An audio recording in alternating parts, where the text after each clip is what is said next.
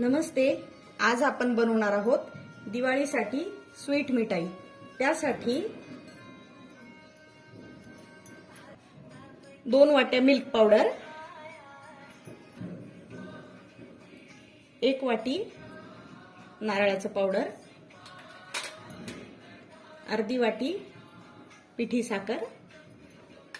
आता आपण याला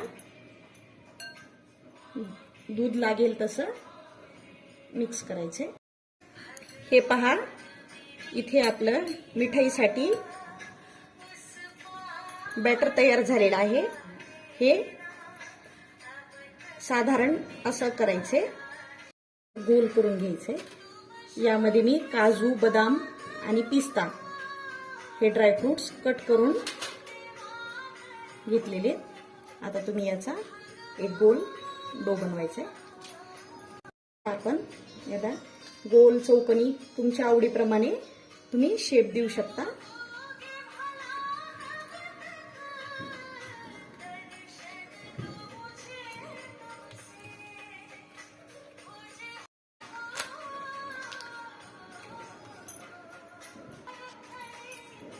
आपली मिठाई एकदम व्यवस्थित अशी सेट झालेली आहे, तुम्ही पाहू शकता. आता आपण याला सिल्वर पेपरने कोट करूया. आता आपण याला गुलाब पाकळ्यांनी डेकोरेट करूया. हे ऑप्शनल आहे, तुमच्या आवडीप्रमाणे. आता आपण याला पीसेस मध्ये कट करूया.